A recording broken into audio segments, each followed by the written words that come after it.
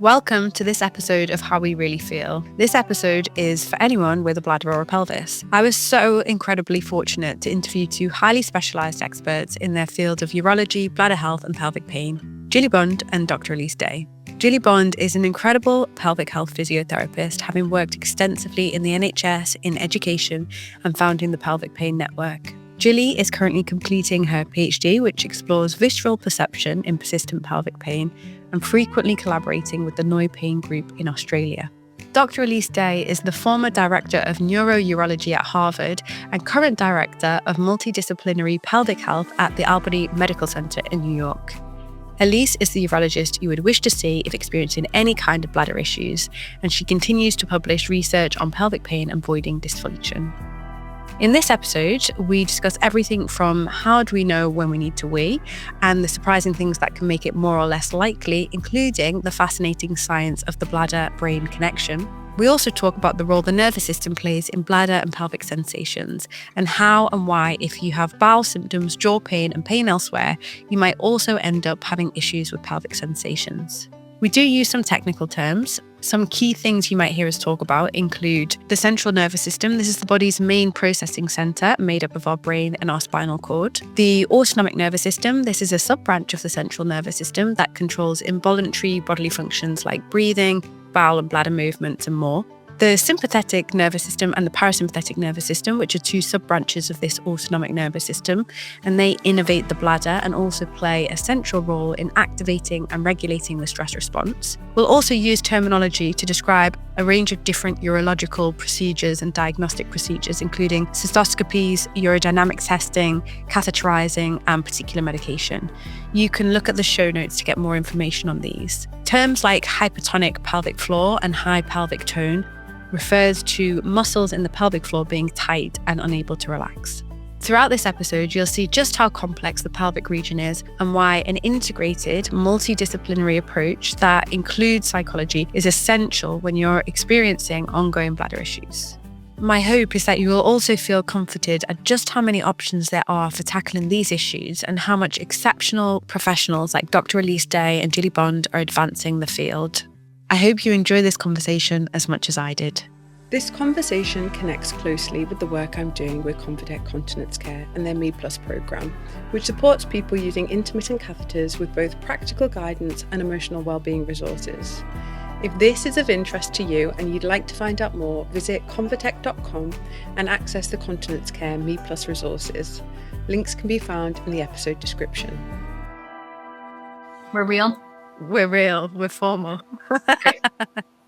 So yes, thank you, Jilly and Elise, for being here. I'm so excited for this episode. I'm going to just start off by asking you guys to introduce yourselves, a little bit about your backgrounds and what you're doing currently, what you're working on currently, and then we'll get into this episode, which is all around the bladder-brain connection, pelvic and brain connections, and just understanding all of these things in a lot more detail. So I'm going to hand to you first, Elise.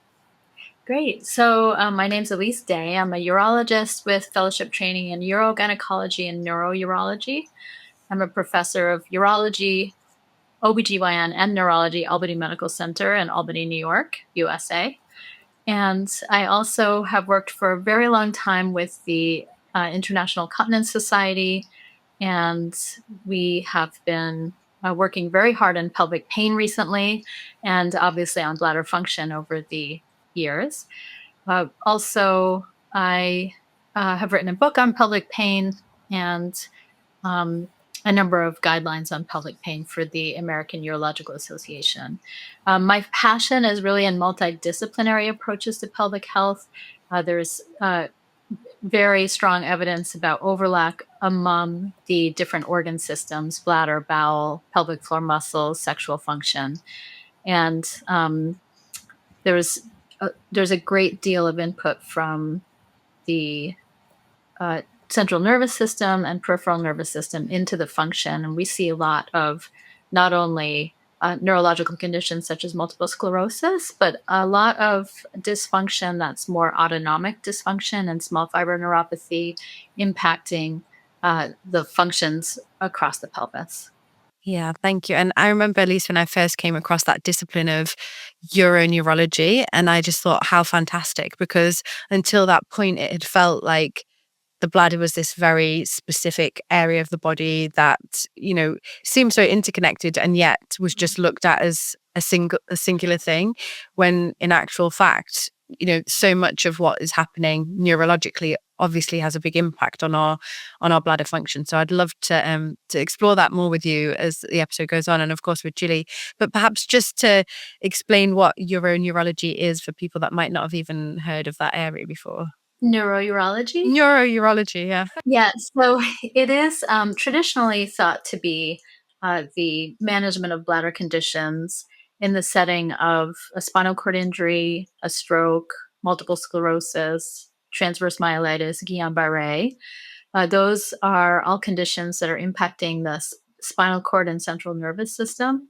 And so you can, depending on the level of impact on the nervous system, you will see different manifestations in the bladder, either disinhibition and overactivity of the bladder, or if it's lower down in the spinal cord or the sacral nerves, then you'll see a bladder that doesn't contract. But what I also see in my voiding dysfunction clinic and my pelvic pain patients is patients who have actually a normal neurological exam and a normal EMG ruling out a large fiber neuropathy. Nothing's going on in the central nervous system, but we're seeing dysfunction of the peripheral nerves. And there's a relationship between central sensitization of pain in the peripheral nerves with communication from the brain to the peripheral nerves, and also isolated small fiber neuropathies. These can be caused by, so that's just the autonomic nerves, like the nerves to the bowel and bladder and sexual function, but also in small fiber neuropathies, you can see heartburn, dry eyes, ringing in the ears, deafness, painful tingling in the feet. And diabetes can cause a small fiber neuropathy, B12, celiac disease, anything that sort of creates a noxious impact on the nerves. And there are other causes for systemic neurological issues as well, which are a little more obtuse, such as MTHFR mutation, and in some cases of MTHFR mutation when it impacts folate and B12, which are important for nerve health. Mm-hmm. Thank you. I'm so excited to dive into all of this with you. Let's, bring in Jilly. Can you introduce yourself a little and what you're working on at the moment? Hello, I'm Jilly Bond. I'm a pelvic health physio, an advanced practice pelvic health physio, which means that I treat people with any kind of pelvic health needs. I have been a postgraduate educator for about 10 years, working in pelvic pain space, and at the same period of time doing research around pelvic pain and trying to improve how we treat pelvic pain by improving what we call phenotypes. So thinking about classifications for patients and how we can apply them in ways that are realistic and work with the health systems that we've got. And at the same time, trying to disseminate education to help people understand their pain better. And over this time, I've got more and more into research, and I'm now doing a PhD looking at what we call body perception distortion. So when it doesn't feel right. So we all know that people get things like phantom limb syndrome when people have an amputation, or in complex regional pain syndrome, which is something that happens sometimes to people in their hands and feet when they get really bad pain and we don't know where it comes from.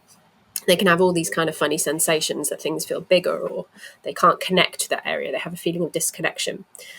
We have been trying to baseline this as a theory in pelvic pain so that we can form better treatments for it, because there are treatments out there for when this happens in other types of pain. So we know in low back pain, there was a really good study last year or the year before, the BAG Resolve trial in Australia, that showed that if you implement some sensorimotor training, so you get people to feel more acutely where they are and be more aware of it, alongside rehabilitation from chronic pain, that their pain gets more better or faster is the nice term for it. So what we want to do is see if we can implement that in pelvic pain. And that's what we've kind of been having a look at. I know that you've recently been discovering all sorts of interesting things, so we'll get into that shortly. But yeah, thank you both for being here, and it's so great to have such in-depth knowledge from kind of different professionals, like a pelvic physio and a urologist. It's so rare as well that patients get that opportunity to have this multidisciplinary kind of input. So I'm very excited for this episode. I wanted to start though really broad for people that might not necessarily have pelvic issues or bladder issues, and just, helping people to understand how is it that we know when to go to the toilet. And then I'm going to ask you a bit about some common things that lots of us experience, whether or not we've got pelvic or bladder issues. Jilly, would you like to answer that? Or No, I'm happy for you to take that one. So as the bladder fills, the bladder has stretch receptors, and as they stretch, the tightness of the outlet increases, and your brain is really not aware that your bladder is filling until a certain point. And then at a certain point, you start getting feedback up to the brain, and the brain realizes the bladder is full. And then the brain will inhibit the urge to void until it's a socially appropriate time. And once the brain decides it's a socially appropriate time, it gives messages down the spinal cord. And at that point, the parasympathetic nervous system is allowed to contract the bladder, and the bladder is allowed to empty. So the external urethral sphincter is a mechanism that we can use to impact that feedback pathway. And that's why when physiotherapists have you squeeze the external sphincter to inhibit the urge, it's successful because it's impacting that whole pathway. So anyone who's listening to this podcast who may or may not have bladder issues, if you're in a traffic jam and your bladder's full and you're really getting desperate, if you give a nice tight squeeze to the sphincter muscle like a Kegel, it should give you a little more time. Yeah, absolutely. And I guess this is a really nice kind of starting point to understand some of these common things that people experience. So one of the things that I often talk about with my clients is this key in the door phenomena, or key in the lock phenomena, where, you do have the urge, but as soon as you get to your house and you've got your key in the lock, or you're close to the toilet, and your brain's then getting that signal of it's a socially appropriate time, you can now go to the toilet or thereabouts, then the urge gets so overwhelming, and you feel often people, I work with a lot of people with bladder issues, but often people feel like at that point they might just have an accident. It feels like it's very hard to override that signal. So I guess that explains it, right? That the brain is sensed, we're close to home, we're getting very ready, we can relax. Does that then mean that people are more likely to have an accident, when they put the key in the lock? Or is it just it feels like that because the brain's giving the cues? Oh, it's real. But Jilly, I'm sure you have all the strategies to manage that moment. Yeah, the more we're learning about it, it's a bit more complicated. But if we take the simple kind of straightforward, we're talking what somebody might go to their GP and say this, and then they'd be told they've got an overactive bladder, right? Which we could go further into, but really simple things that will help. So as Elise was saying there, we've got this really quick reflex mechanism where we can use our external urethral sphincter, a bit of action that bounces along the nerves and inhibits or calms down some of the activity. So if you get that key in door urgency, as we call it, which is a real behavioural strategy that the brain has learned, and it's partly because you're a little bit in general ramped up in that area, so everything's a little bit heightened potentially for lots of different reasons. Using a calming breath and then pelvic floor back passage up and forward as if to stop from breaking wind, and holding it just for 1 second, a little bit, calming down if you can. If not, sitting down on something like the garden wall if you're able to, or the step if you need to, so you can get some perineal pressure that's socially appropriate. And the problem with this is a lot of this is not socially appropriate. The next one we'd use, if you can't do that, then can you give yourself some pressure to your perineum, which can help everything to relax and calm. But again, that's not okay if you live in a flat or your door is straight onto the street. And the last one would be rising up and down your toes, because it activates the same branch of nerves vaguely that covers the bladder, and it also activates the pelvic floor to kind of control your pelvis as you're doing that movement. So some people find that actually they can't do anything else, but they can rise up and down on their toes and breathe gently, and that will get them through the front door. That's really interesting. I've also heard walk, don't run. Yeah. And tell me why is that? Why would you walk rather than run? So there's a bit of a sticky one here. So there's a whole field around bladder urgency, that it's this behavioral change, so that possibly as women go through menopause and we become a little bit more triggered, so our bladder becomes a bit more irritable, is what some people would say, or you're a bit more aware of it because of reducing estrogen, but sometimes because of lots of other reasons. We can try and stop that behavioral link. So the link is often the front door is where, I'm going to be in soon, I'll be able to get to my toilet. But it's also somewhere where we have just in case wheeze before we go out.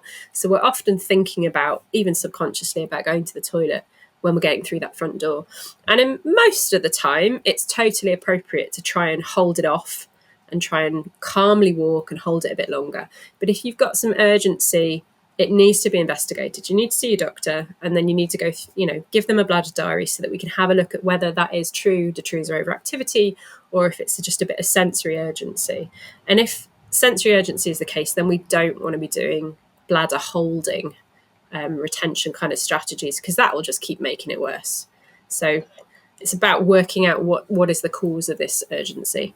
Sula, if you think about the fact that sexual arousal can be entirely cognitively based with no touch, it really makes sense. Or if somebody gets into, when you're driving and somebody stops short in front of you and you slam on the brakes, your whole body feels it. You feel it in your gut. I mean, that mind-body connection is so hardwired that you can appreciate how it also applies to the bladder. Absolutely. And I'd love to actually ask you a bit about that, even the context of like, this is a socially appropriate place for me to go. And therefore that urge might increase. But I know, Jilly, you're saying there's also a bit more complexity to that. But can it be then that our bladder can start learning habits? So I was hearing an interesting conversation about peeing in the shower. And, whether it's appropriate or not is a different question. But some people are saying as soon as they get into the shower, they straight away get that urge, but they've never inhibited themselves from weeing in the shower. So even if they've just been to the toilet, they might then start going. And does that explain some of that? Is that a thing that happens with the bladder? So it's one of the strategies. So we also work with people that can't go to the toilet, which is also as distressing. And they have hesitation, or they have a shy bladder, or they really struggle to go for lots of different reasons. And we'll use heat and hot water on the sacrum, on your lower back and your pelvis, as a way of stimulating going to the toilet. And often that change in sensation and that sensory difference can be enough to allow someone to relax and be able to have a wee. So it's quite a normal mechanism, and we would actually use that as a strategy. I remember this being kind of a conversation a while ago, that you should never pee in the shower, and we've got to have perfect bladder habits, and, all of these things that go through the magazines. But I'm pretty aware of any research that suggested that people have raging bladder issues because they wee in the shower. I think it's pretty normal. I agree. My practice is in a city, but there's a lot of countryside around the city, so I have a lot of patients who live on 20 acres or more. And so when I'm performing urodynamic testing and I'm asking them to give me feedback when I'm filling their bladder, how do you feel? Would you go if you were in the comfort of your own home? If you were driving, would you be looking for a rest area? If you were driving, would you be urinating in the woods? That's just not a relevant question, because for some of my patients, it's so normal to go in the woods if they're out for a jog or something. And for some of my patients, that would be very socially inappropriate in their mind. So the question I've started using is, would you leave a wedding or a funeral to void? Because that's more consistent. That's really interesting the way you ask those questions. And also I'd love to talk a little bit about urodynamics with you in a moment. One last question kind of on some of these broader bladder experiences that people have. Jilly, you were saying about using the sensory cues to help people relax to go, perhaps. Another thing that I think I experience anyway, or do experience, and have drawn an association between, and I know a lot of people I've spoken to about this also do, is it feels like there's an increase in urgency as it gets colder. Is there anything in that? Or is that just one of these random associations we've made for different reasons? So there is actually. There is, but there is evidence showing heightened bladder activity and heightened bladder sensitivity to cold. But it's for lots of different reasons. So we know that there's up to about a third of people have slightly more certain types of receptors in their bladder lining. So there are a proportion of the population who are slightly more likely to be urgent and feel that they need to go to the toilet than others, which is normal. And then we know there are situations in which people would be more aware of their bladder. So if you've had a UTI recently, if you've had more than 3 UTIs in a year, if you've had 2 or 3 bouts of thrush, and other situations to do with kind of if you've got painful periods, if you've got endometriosis or other kind of pelvic pain, even if it's only happening monthly with your cycles, you're slightly more heightened. And so we do have some good data out of FAB, the Girl Lab, which is my favourite people in America, doing some great work with girls with painful periods. So periods that are more than technically a 4 out of 10, which I don't know anyone who has a period that is less than a 4 out of 10. So I think we've all got dysmenorrhea. Yeah. This is a really nice point, actually, to start looking at the kind of peripheral processes that go on. But before we do, perhaps, Elise, could you talk a little bit about why people might start experiencing bladder issues and pelvic issues kind of surrounding the bladder? Jilly was just starting to talk about some of these like chronic UTIs, thrush, even the overlap, which I'm sure will be surprising to some people, of like painful periods and then increased urgency or bladder sensation. So yeah. I think part of it is direct crosstalk. So there's an author, Malin Kaya, who years ago did a beautiful study in rats, and they injected dye and followed the pelvic nerves, and they found a 20% crosstalk between the pelvic floor muscles and the bowel. And that also applies to the other organs in the pelvis. So when the way I explain it to my patients when I talk about high tone pelvic floor muscles and pelvic floor tension myalgia is that if you have a stomach ache, you don't really know if it's your duodenum, your ileum, your stomach, your appendix, right? Because the innervation is so vague. If you have if you stick yourself with a pin on the arm, you know exactly where it happened, because somatic innervation is so precise in terms of localization. So likewise, down in the pelvis, wherever you're having your pain is just much more vague. I mean, clearly some people know their pain is bladder or bowel or anus or uterus. When you're getting a pap smear, you know where that pain is, right? But some of the pain is more difficult to localize. And so when people have high tone pelvic floor muscles and pain in the pelvic floor muscles after, for example, a UTI where they gripped in pain for a week, and then the UTI is gone, but that pelvic floor disorder is now present, they may still feel like they have a UTI after the UTI is gone. They may still have urinary urgency and frequency. So, the perfect moment to catch that is at that moment, and you send that person to your colleagues for pelvic floor physical therapy, down training, and it improves. So there's the tension in the pelvic floor muscles that's giving you discomfort, but there's also the crosstalk where your brain is interpreting it as bladder. In my mind, there's sort of 2 mechanisms now. And when this goes on for so long, then the other organs can become recruited because of that crosstalk. So earlier treatment, the better in that situation.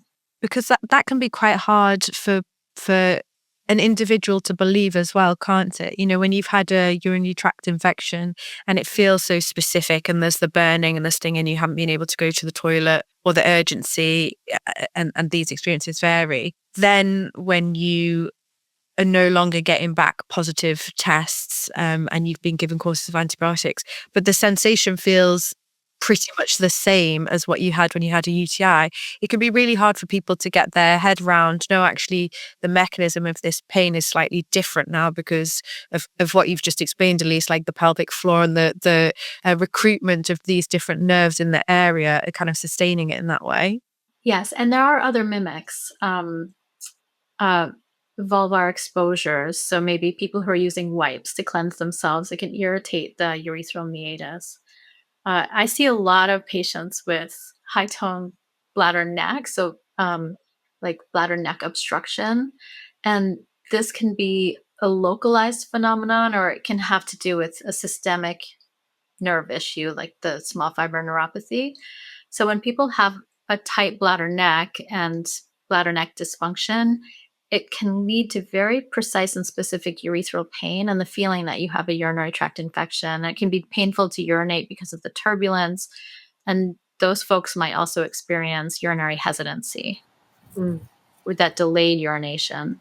That's so interesting. Sorry, yeah, go on, Jilly.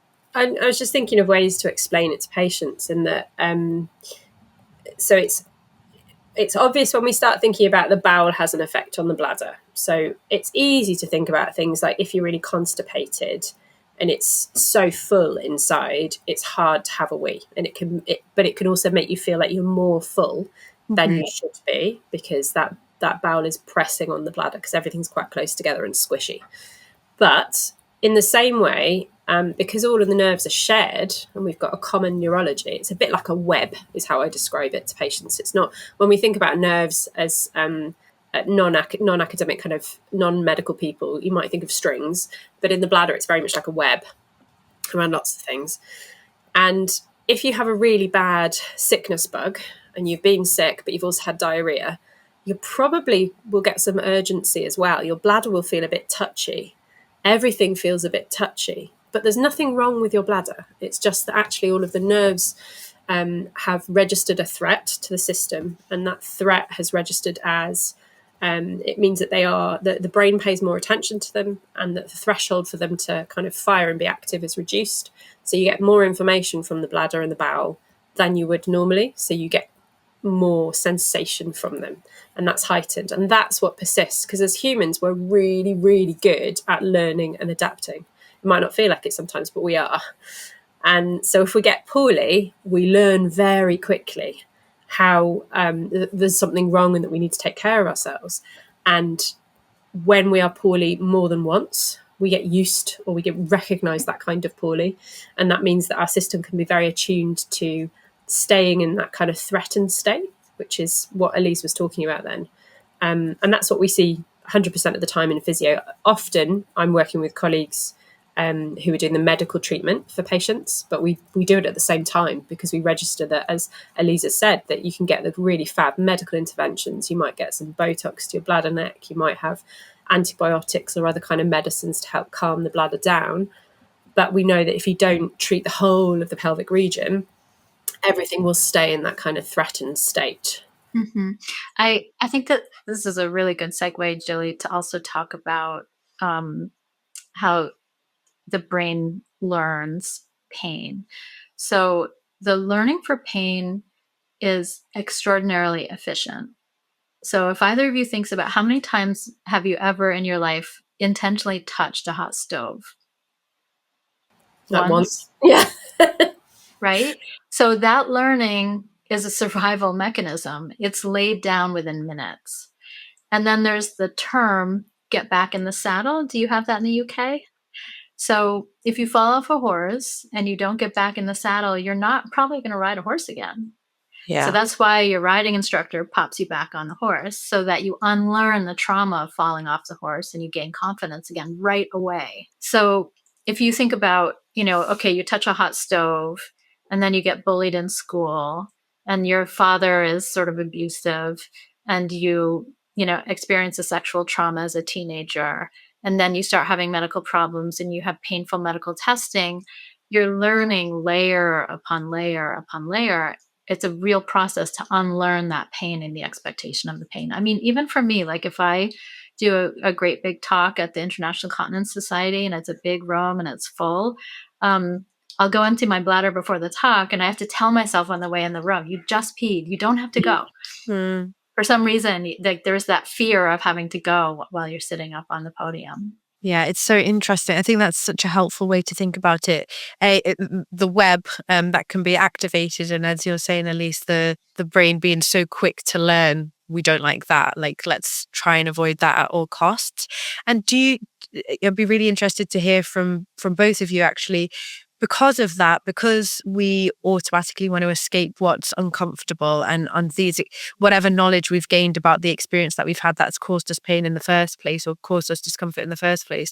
Does that lead people to engage in things that perhaps ends up perpetuating some of these bladder or pelvic issues? I'm really interested to hear what Jilly has to say here. My understanding is that movement is very important. Tell me how you work with those patients, Jilly. So I would say that everyone I've ever seen has adaptive strategies to deal with their situation, and I would say that they are always appropriate. They're always different, but there are some commonalities. But people are always doing stuff to try and help themselves feel better and to cope and to be able to work and look after their kids. And they're generally seeing us because their strategies are failing. They're not effective. The common things are, if people are going to the toilet lots and lots and lots, they will reduce how much they drink. And they think, well, if nothing's going in, nothing will come out. The problem is that then if they're not drinking and they're not getting fluid intake, then the urine they produce is really thick and it's strong and it's got lots and lots of salts and sugars in it and stuff that irritates the bladder more. So it perpetuates that cycle more. So often what we'll do is get someone drinking straight away a little bit more. Which most people, when they understand that, go, oh, okay. But it can be quite a difficult challenge when you've been stuck on the toilet all the time because of that. A lot of people are also doing two things. They're doing lots of just-in-case wheeze, which 100%, Elise, is absolutely appropriate before you go on stage onto the podium. I do the same. 3 or 4 trips to the toilet. But I think every time that you leave the house is what people are doing. So if they leave the house, they'll have a wee before they leave. If they're going to the shops, we have a nice shop called Marks and Spencer, which tends to have the nicest toilets. They'll always find an M&S and they'll go and have a wee there while they're in the shops. And they might have another wee before they leave to go home, even though it's a 10-minute drive. So these just-in-case voids, as we call them, they can retrain your bladder to only accept small volumes of fluid. So it isn't used to having larger bladder volumes, so it becomes more antsy and tells you more about it when you've got smaller volumes. And the other thing they do is they try and hold, and they will sit at home and it will be painful and it will be hurting and they'll feel like they really, really need a wee, but they're desperately also trying to hold on to it to make themselves not go, because somebody at some point has told them that they should hold for up to 2 hours. And that's not really appropriate in all cases. So there was the problem we have with all the evidence that we base this upon is that we're all doing our best from different countries and we've all got different terms. So the evidence in the UK says, yeah, we should use bladder retraining to help our people with urgency. But if you look at the studies that's based upon, they use something called bladder drill, which is where actually we do timed voiding, where we get people to go to the toilet and we very slowly eke it out. So you only hold an extra 5 to 10 minutes every 3 days from a short period of time and build that up. Whereas in the UK, we would call that bladder drill. The Europeans call that bladder retraining. We would call bladder retraining urge suppression, where you hold it for 2 hours. But all that does is kind of reaffirm the signal. So it can feel a bit confusing, but that's why you've got an MDT, and that's why you see your GP. You make sure you see your urologist. That's our pathway in the UK, is always to see the doctor to make sure there are no red flags or other pathologies that can be medically treated, and at the same time go and see a physio. And it's important to have that care at the same time, because we know that what's it called, longitudinal care, where you have one thing after the other, isn't as effective. I couldn't agree more. And I really believe in a comprehensive multidisciplinary intake when a patient is first seen. So why would you only ask about bladder symptoms and not bowel symptoms, right? So then you see the urologist and you have to wait another 6 months to see the GI physician. It doesn't do the patient any favors, and it definitely slows their multidisciplinary recovery, quality of life, etc. I see the other side of it. So I'm doing the urodynamics on the patient who has a bladder capacity of 30 cc's, who thought they were supposed to hold it for 2 hours. We see some really end-stage bladders. So I guess my recommendation is to try the techniques, try the diet, try the avoidance of irritants, try the extra water, try the urge suppression, the bladder retraining, etc. But if it's not working and it doesn't seem to be progressing, change tack. So when we looked at our patients with chronic pelvic pain who were, we screened them for neurological signs and symptoms. We found that 70% of people with chronic pelvic pain who screen positive for a neurological issue have a true neurological disease. So one thing that people should be aware of is if they have multiple autonomic symptoms, like what I talked about before with the, dry eyes, ringing in the ears, heartburn, bladder, bowel, burning pain in the extremities, that may very well be a neurological issue. If somebody has chronic overlapping pain syndromes, IBS, TMJ, IC, that probably is all related. If a patient has pain in their lower back running down their leg, that's a specific dermatome, probably needs an evaluation. Or if there is a combination of bowel, bladder, sexual, and lower extremity symptoms, we really should be looking at the lower spine. Those are just examples. If somebody has abnormal reflexes with their primary care physician, if the urodynamics show abnormalities, they really need to move forth to the neurologist for evaluation. It's interesting, the importance there of that multidisciplinary input then, because, as I'm hearing both of you talk, I'm thinking about just how much can be missed when the questions aren't asked and the multidisciplinary input isn't there, right? So Elise, talking about some of these bladder issues or bladder symptoms might actually be a sign of a neurological issue. If we're not asking about these other symptoms, we would miss that. And also where you were talking a bit about the overlapping conditions, so like TMJ, IC, interstitial cystitis, and bowel issues.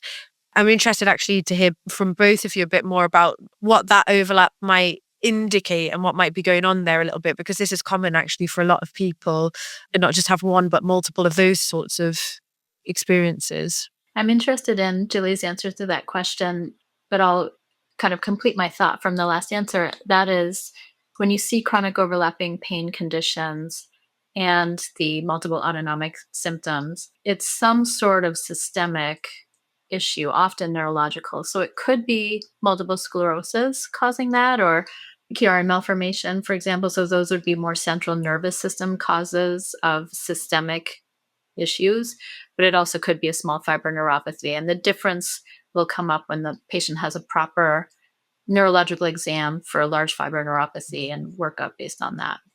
Jilly, what you've mentioned phenotyping with your research. Yeah, so we take. I'm in the luxury position that Elise and my other colleagues in the medical world do that hard legwork of trying to work out what all of the other potential pathophysiologies could be. So when patients come to see us, and I'm the same as you, Elise. I see people that have been 7 or 8 years through the system, and I've seen lots of people, and they're still in pain and they don't know why.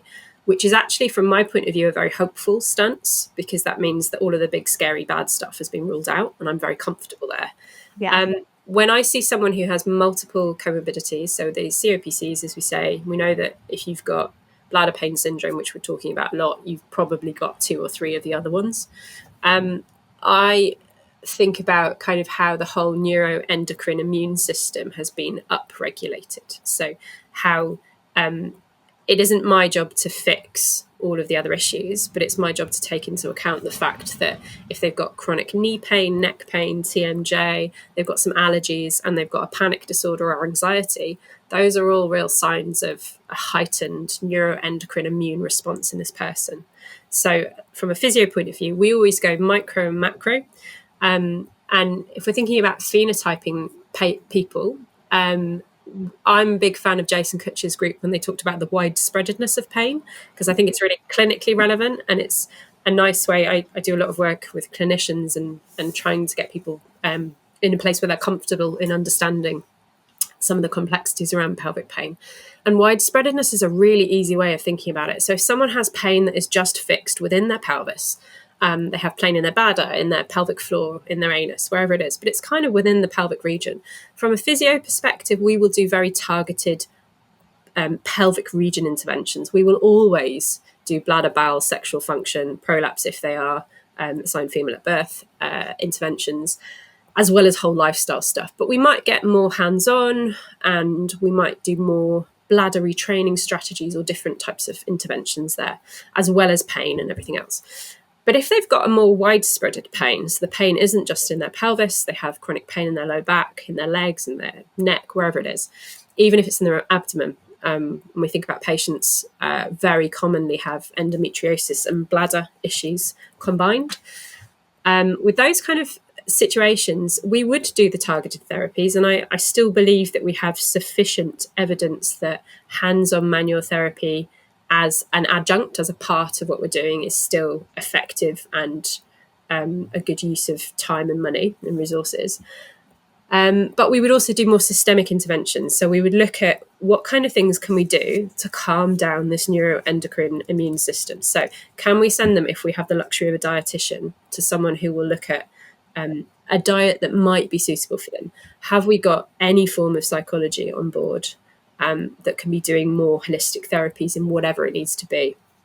I, in my clinic, always use the 3PSQ, which is the Pelvic Pain Psychological Screening Questionnaire, which asks 15 different questions of 13 domains of things that we know impact someone's response to conservative treatment. So if they report anxiety, stress, depression, low self-efficacy, insomnia, those kind of things, I know that they're not going to do as well with physio as they could do if that was treated. So then we will always try and intervene and get them to the right people to see for those aspects.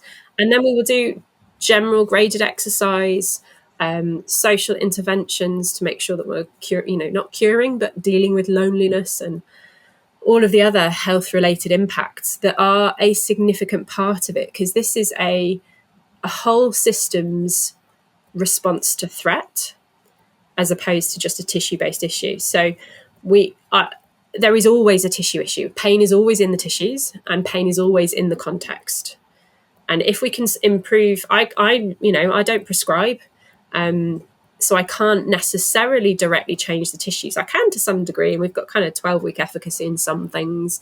But what I can do is I can help someone's context to improve of their whole body, which then will allow the other therapies they're having at the same time to be much more effective. And we have we see great improvements in pain. And I don't have to be a believer because I see it in clinic every day. It's not any particular magic we do in our clinic. I see it everywhere because I teach all over the place. People with pain for many, many years do really, really well when they have lots of intervention at the same time. I would absolutely give the message that just because someone's had pain for a decade doesn't mean they're going to have it for another decade. And Jilly, I love the way that I just love everything you just said. And one of the main points in people with pelvic pain is whether it is localized or systemic. That's a huge distinction. And, it doesn't just apply to pain. So if somebody has urinary incontinence and everything else is normal, that's maybe kind of standard overactive bladder. But if they have urinary incontinence and, they've got an abnormal wide-based gait, you're probably thinking along a different line. Yeah, there's so much that you said there, Jilly, that I could ask a billion questions about multiple elements of it. But just to go back to that idea of it being a neuroendocrine kind of immune system overactivation that can affect these pelvic symptoms. Again, I think sometimes that can feel quite abstract a concept for people experiencing a very specific type of sensation, and they might say, yeah, I've also got bowel issues, but I'm not bothered about that, or yes, my energy is not great, but to go back to what you were talking about before, the adaptive strategies, they still feel like they're working for them and they're just about manageable. So they're really, in this hypothetical example, focused in on the pelvic region, and that just feels separate for some people. What is it about these symptoms that can sometimes feel particularly alarming? Pain is alarming anyway, of course, but what is it about bladder and pelvic symptoms that can feel particularly violating for people? In fact, let me ask that question first and then I'll ask my other one. So I've got I'm going to steal this from the professor himself, Neil O'Connell. We were chatting the other week. And what Elise was saying earlier, which was a brilliant summary, the fact that for our skin and anything that we can see, we've almost got like high resolution information. We get loads and loads of specific information. But our viscera, our insides, our guts are low res because we can't see them, we can't touch them. We don't really, and we shouldn't really, have an awareness of them. So there's lots of therapies that we do in physio, and I vaguely think that they're not redundant, but they're not a useful metric. So often when I'm palpating someone's pelvic floor who has had no pain or issue, maybe they've had a baby, maybe they've just come in with some menopausal associated leakage, and I will touch their left pelvic floor and they'll feel it on their right abdominal wall. Or they'll say, no, I don't know where you are. Because we're not really meant to have awareness of our insides until we have a threat to the system. So until we have, reliable data that something is not right. So if we have an infection or we have an operation and there is an area that's been to some extent attacked. And I think it isn't difficult for patients to get that. It just depends on how you explain it, because, as you said, treating everything all at once is really important. And 100% of the time, when with any patients with bladder issues in front of me, I always go for the bowels first, because they tend to be much straightforward to sort out. And if you can improve their bowels, you improve their bladder. But with patients, it depends on what kind of things resonate with them. But often we work in an area with quite a lot of military. And I would say to somebody, if you were a soldier and you'd been in a battle, when you come back from the war zone, it's quite difficult to calm down, isn't it? And everything's on edge because you've been used to having to react and be prepared, and your body is still like that. And it's just about finding ways and phrases to get people to understand that that's a very normal, helpful process. What your body doing, it doesn't feel great at the time, but it's actually really useful because it keeps us alive as a species. I think for me, the biggest clue that when I'm stuck on a patient, I will ask what their goals are, and it might be very different from what I'm thinking it would be. And I also, when I'm just sort of stumped, I just ask them to tell me the story again from, fresh. Because people often do know what's wrong with their body, or it comes out like, well, I fell on the ice and it just gives you. People are often really worried, aren't they? I find it's scarier, having worked in physio for a long time, and I worked in musculoskeletal as well. But pelvic health, there's something much scarier about A, your insides, and B, your very personal, private, intimate spaces having pain. That is much scarier than having a shoulder pain or a back pain. Yes. And the testing. And, it really can make people feel pretty squeamish. But also, the innervation is if you have a cut on your arm, it hurts, but it hurts in a way that is, you can sort of ignore it. But the innervation to the vulva or the tip of the penis is so incredibly dense that when it's disordered, it's just there's nothing else you can think about. Yes, that's a really good point. That about the nature of that innovation makes it so distracting and attention grabbing. Unlike a lot of other pains in different areas, pain can generally be distracting, but there is something very specific about that innovation and how it feels.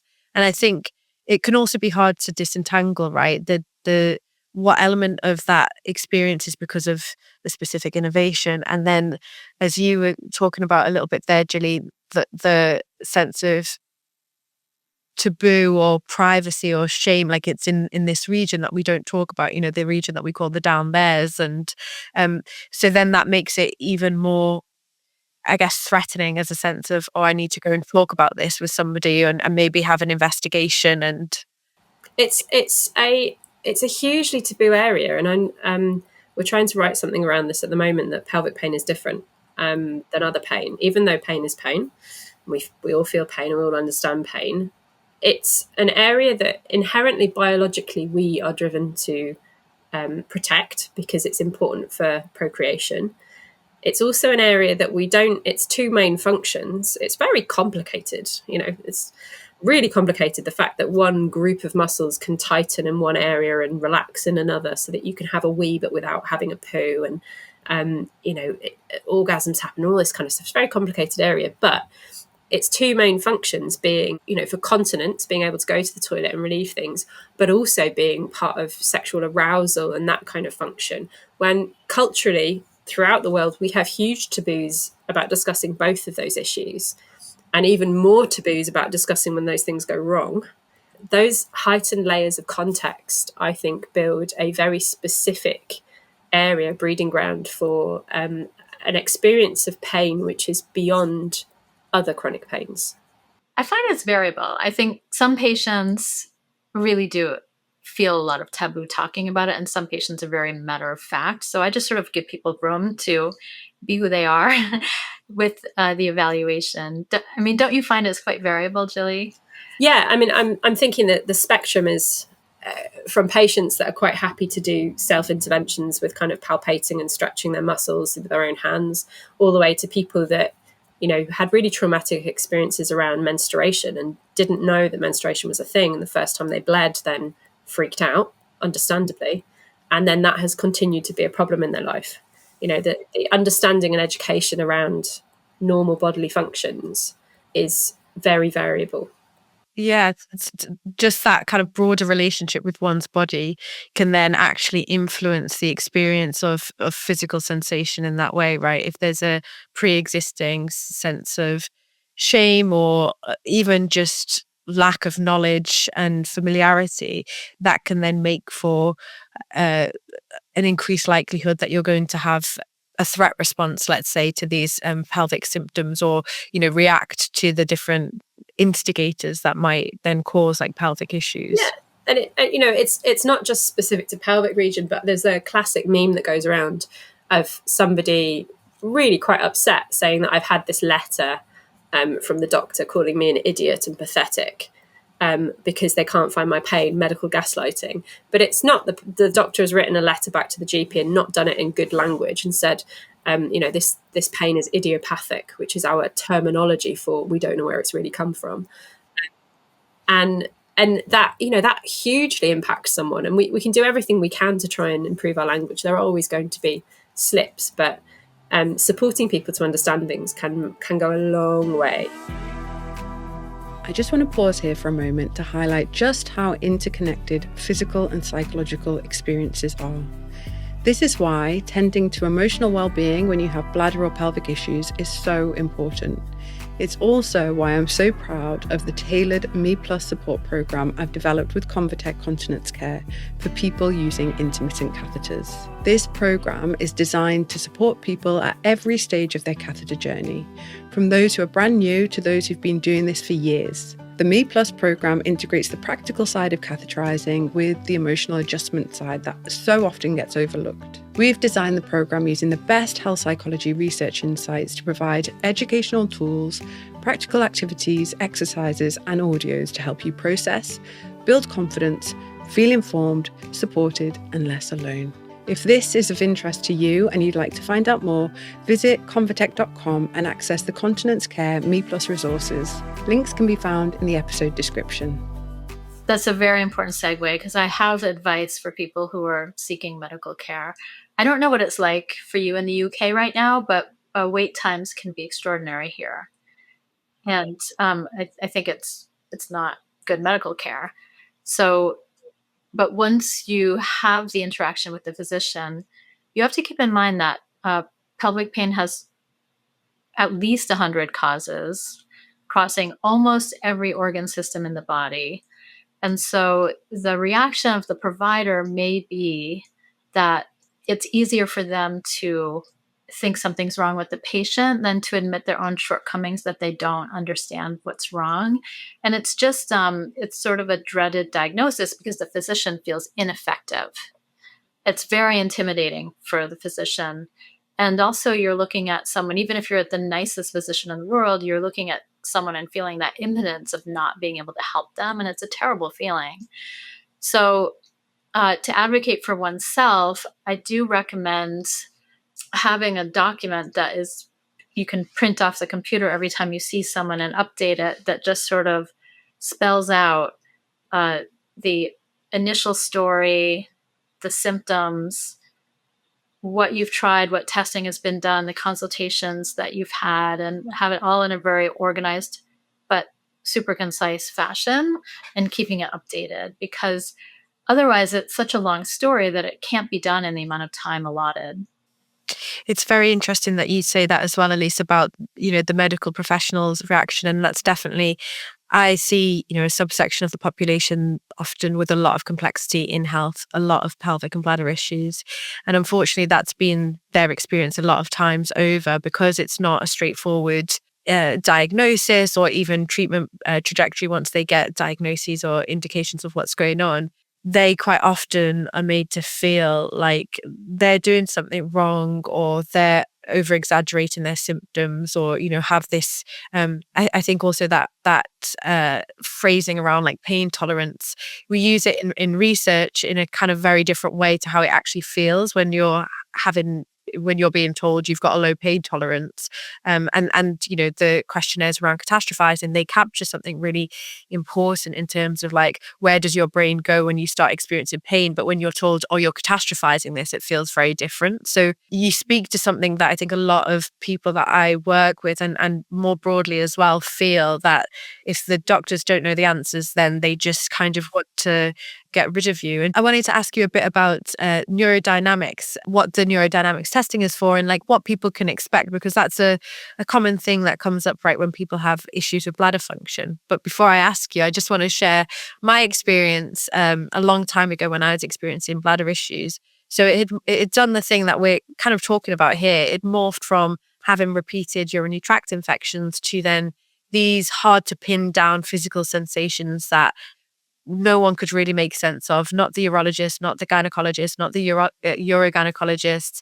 I was having bladder installations. I was in fact, it was never suggested to go to a pelvic physio. I think that would have made a big difference. But so it was this kind of couple of years journey. And I'd moved from up north in Leeds to London to study a master's in health psychology. And I'd finally been referred for urodynamics because I was having, at this stage, my pain was kind of gone, but I was having this increased urgency. So what they were calling overactive bladder. It was that, I could hold it, but I would have the sensation of needing to go just at a much lower volume. So within 10 minutes of having gone, I would feel, oh, I'm starting to need the toilet again. And I could suppress that for a long period of time, but it never seemed to make any difference, which also reminds me, I want to come back to bladder training drills in a moment. So anyway, I go for this urodynamics testing, and I didn't know what it was. And I was connected to all of these kind of urethral contraptions and had dye pumped in my bladder and what have you. I had a hospital gown on, and was just there alone with this one doctor who wasn't really communicating with me at all. And then he'd be like, now cough. So I'd cough, and now sit on the toilet, which was a fake toilet. So you could see exactly where your wee was going. And now stop. And he was meanwhile looking at these charts and again, not really communicating. And at the end of this, he was like, yeah, it's all normal, takes the catheter out. And I got the most intense pain, which had been back to like when I was really flaring, which makes a lot of sense in the conversation that we've had so far, right? This increased sensitization, particularly in that area, all of the different things that I'd had to that point makes sense that I would not react well physiologically to that, especially in that context, which just felt very unnerving. So then I was like, I really need to go to the toilet. Like, I feel like I'm about to wet myself. And he was like, taps the screen. There's nothing in your bladder. I was like, well, that's exactly my problem. I feel like I need to go and there's nothing in there. So he quite literally huffs and puffs and shows me the door to go to the toilet. But the door to go to the toilet, you go out and then there's a waiting room full of patients. And I had a backless gown on. So I'm holding this backless gown, going into this toilet, sit down. And I'm trying to go, but there is nothing in my bladder, but it just hurts. And then after I'm just waiting for the sensation to subside and get the cues that, okay, you can calm down, you're in a toilet. And then there's a banging on the door and the nurse is like, will you please leave? So then I go back in and I was talking to it's like, I don't know what to do. Like, I feel horrendous. And he was like, there's nothing in your bladder. And then he's arguing with another doctor that wants the room. She's not left yet. So obviously this is an awful, awful experience. But in contrast, when I went actually to go visit a mutual friend of ours, Lindsay McKernan, over in Nashville, I went to one of the urology clinics that she works in and was shadowing the process of different interventions and different diagnostics. I couldn't believe it. I saw multiple urodynamics testing going on. the women just looked like almost zenned out, just so relaxed. And they were being talked through it. They were being told what was happening next. They had the tubes like nicely, gradually extracted with, full communication. How are you feeling? Yeah, fine. I was like, this is a very, very different experience, but it really does reflect, a lot of the influences of the things that we've been talking about today. Of the environment. I really think that people need to be able to expect what's happening. So I actually created a video about urodynamics. It's on facingpelvicpain.org. There's also one about cystoscopy. Fantastic. And, it's really important that people know what's happening, that the person who works with them is trauma informed, gives them control over the situation, privacy is maintained. I cannot imagine that physical setup of the waiting room and the bathroom. I'm sorry that happened to you. Thank you. It sounds like a really horrible experience that we wouldn't want to recreate. And it's frustrating from my part because I know that there is communication training that goes on, and I know that people can do better, and that it's for clinicians, we are wildly desensitized to looking at vulvas or penises or, genitals in general. And it's just a Tuesday for us, but it's not just a Tuesday for you. And there is no situation where you can't be talking out loud through your processes really easily. My favorite part about the urodynamics is it's the only time I ever get to chat with my patients. You've got enough time.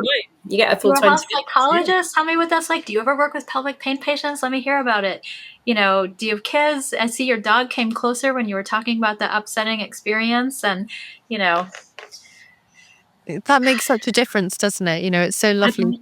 And little strategies like 100% of patients that I treat with pelvic, well, I won't 100, probably 90% of people with pelvic pain who go to have urodynamics and need a review for whatever reason will get some kind of flare at the time or afterwards. And there are some simple things that the nurses and the doctors could be telling them. They, simple, go to the toilet and quickly release pressure onto your posterior pelvic floor at 5 and 7 o'clock. That can inhibit some of this urethral type spasming and bladder neck spasm pain.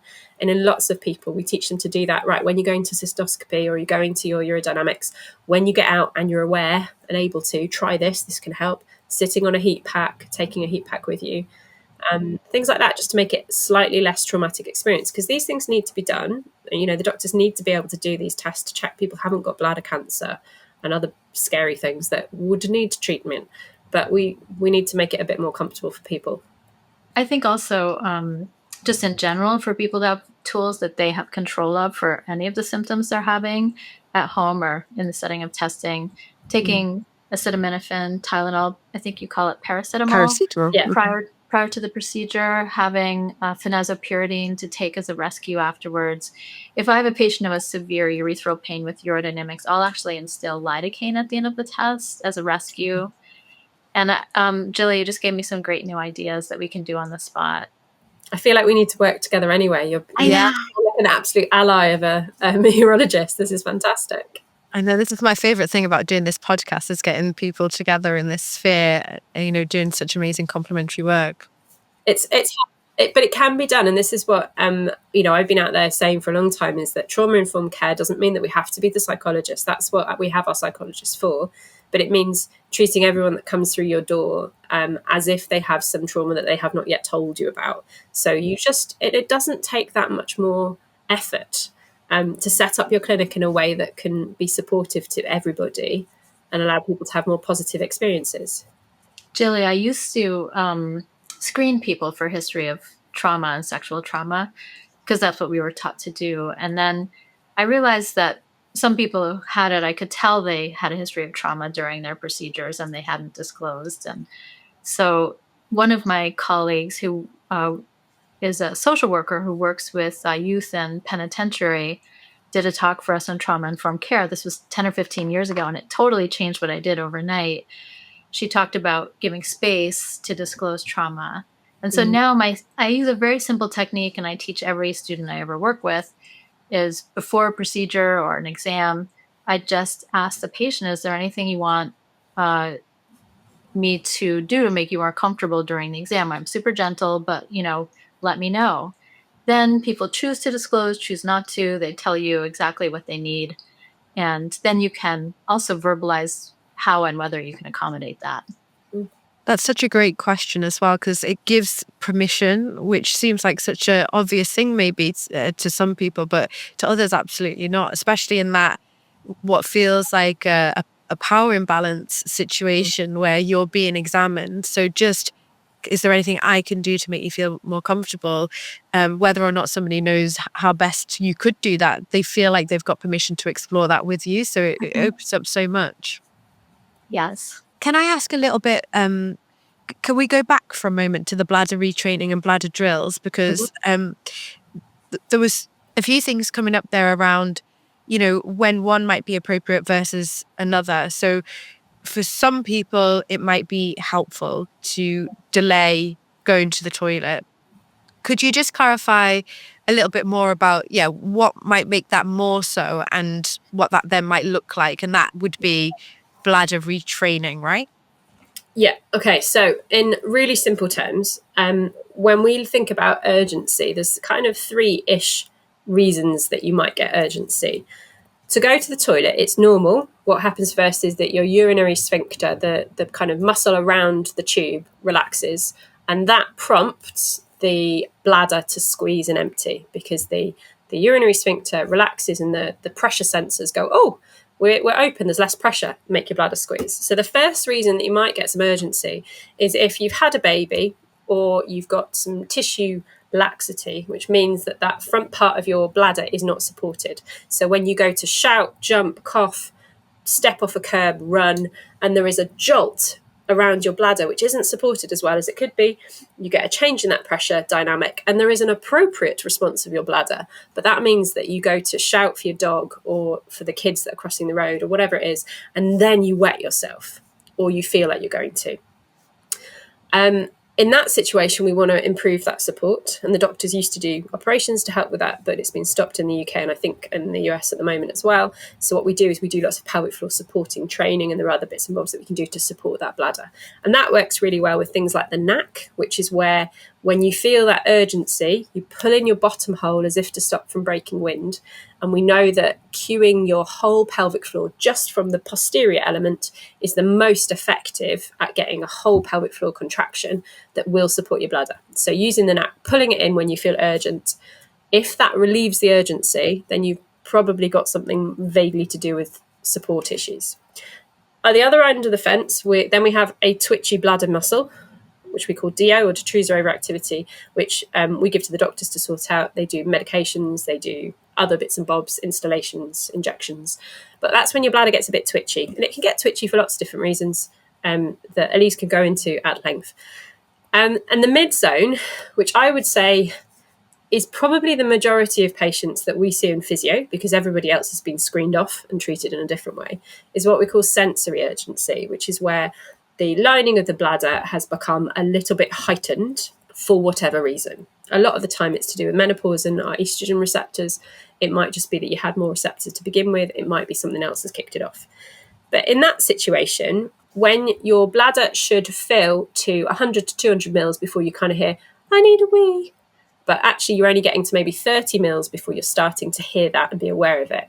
So the capacity of the bladder is reduced. With those people, we wouldn't want them to hold, because all that's going to happen is that signalling, that sound you're getting from your bladder just gets worse and worse and worse. And by forcing people to hold more when they're really uncomfortable, we are just increasing that feedback loop, that learning that there's something wrong and that we need to know more about it. So for those people, from sensory urgency point of view, and the way that we work it out is we do a 2-day bladder diary and we plot it on a graph, thanks to Taram Hallam, who came up with it. And we look at the predicted urgency score, so how urgent they are with each type of void and how full they should be. And that gives an indication of what's going on. So if they've got this sensory urgency, they're a bit excitable, hyperexcited in that kind of area, we will then do bladder drill. So we will take that bladder diary and we'll look at it and go, oh, right, so the shortest period of time before you had an urge 4, the worst kind of urge, or an urge 3, was 45 minutes. So we're going to start at 40 minutes. When you wake up, you're going to work out every 40 minutes during the day, you're going to have a wee, and then every 40 minutes, even if you don't need one, you're going to empty. Because our idea is that if this is the threshold at which you start hearing about needing a wee, we're not going to go past it. We're going to empty before we get there. Until for 3 days in a row, you can go for a wee without having any of that urge 3, urge 4, uncomfortable level of urgency. And then we push that threshold 15 minutes.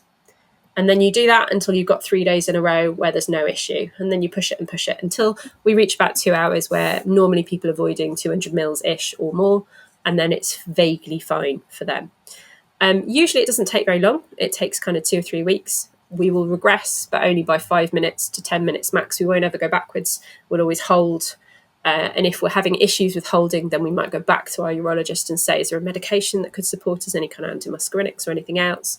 Have we looked at diet changes? Have we looked at lifestyle factors with stress and what's happening in those moments? And we'll do everything we can to hold and then make progress.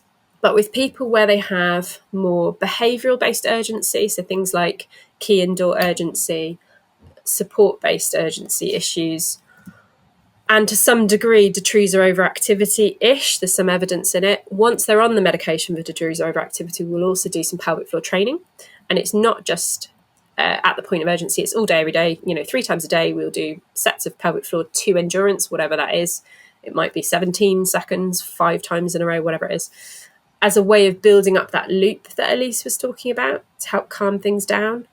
And then behavioural strategies for in the moment when you get those urgent moments. And what we find is that about 3 months of pelvic floor training and the urge strategies reduces that kind of urgency as well. But that's where it's very different. And that's why it's really important that you see a provider that understands. And it doesn't really matter who it is. There are nurses that do this. There are physios. I know there are lots of doctors that give great advice as well when they have the time, but they've often only got 5 or 10 minutes. And they've got a million other things to look at. So, yeah, get someone that can work out what's going on. I do find that's a very difficult symptom when someone needs to urinate every 10 minutes. Mm-hmm. And I agree with what Jilly said earlier about the concurrent evaluations. So it takes a little while to get in for visits with me. So I'll send to the physiotherapist. If they could attend immediately, I would see them back in 6 weeks, but usually we have to wait 3 to 4 months for them to have finished. And then if people are really miserable, I'll start a beta-3 agonist medication before they even go to the physiotherapist. But most people I encourage to start PT without a medication. It's super helpful, that kind of like fueling the interventions, because a lot of the time when you say people come with that sheet of all the things that they've tried, and I'm in that evidence, I'm in that research base and teaching it, that actually a lot of those things are really helpful, but they need to happen at the same time. Mm-hmm. Right. So I also use a lot of alpha blockers in women. So tamsulosin, alfuzosin, silodosin, and terazosin is another name, doxazosin. So when somebody has a very tight bladder neck, it can also give you that feeling like you need to go all the time. In these patients, I see this hesitancy, difficulty initiating the stream, and sometimes burning with urination. And an alpha blocker medication can relax that involuntary sphincter of the bladder neck. The external sphincter, the one we use to control urges, that one's the voluntary one. And if that medication helps, then it gives us a clue that the bladder neck is a culprit. The alpha blocker medications. Only caveat is that it also can lead to a slight drop in blood pressure. So if the person experiencing those symptoms also has POTS or low blood pressure or dizziness when they go from sitting to standing, we should be really careful in trying that medication. What we often find is that if we manage to get that dual intervention going at the same time with somebody, that we can get them on the medication, if within a few weeks of bladder retraining we're not making any progress whatsoever, get them on the medication, keep on the medication as a bridge, finish 3 to 6 months of intervention from a physio point of view, and then slowly come off the medication and they're fine and they're coping. We often reevaluate the need for medications after physiotherapy. There are many interventions that we can use. We can do botulinum toxin to the bladder neck, the external sphincter, the vulva, the pelvic floor muscles. We can use neuromodulation, so sacral neuromodulation with a little wire next to the sacral third nerve root. We can use neuromodulation of the tibial nerve. There are new devices approved in the United States that those can be implantable. But what people can do at home today is to order a little TENS device and put a TENS over the tibial nerve in the ankle. It's spelled Tibial. And then the balance goes on the arch of the foot. And you can see if that helps with urinary urgency or pain. Jilly, do you use TENS a lot, and do you have recommended settings for different? 100%. So it's got really, really good efficacy. It's as good as oxybutynin or sulfenacin in 12 weeks of treatment for bladder urgency, for overactive bladder, but it's also really, really good from a bladder pain perspective. So kind of when we were at IUGA, we were talking about that last year. And I went to UKCS last year just to benchmark what everyone in the country is doing from what we call posterior tibial nerve stimulation, PTNS, or percutaneous tibial nerve stimulation. And we were all using the same settings. It's about 100 on your wavelength, 10 to 20 hertz to get depth into tissues. And it's around about anywhere between 20 minutes a day to an hour. If anyone's used a TENS machine, it just feels like a little tingle. But what it does is it stimulates your posterior tibial nerve, and that nerve, we can get to it at your ankle. So it's a long way from the area that's sore. So it's not going to be a horrible intervention. A lot of things in physio, we try to move away from the area that hurts to begin with. So we treat other areas to get access to that bit so it doesn't hurt so much. But treating the ankle, it's just like a tingle. You can put it on both ankles as long as you've not had any skin cancers or any operations on your ankles that they put metal plates in.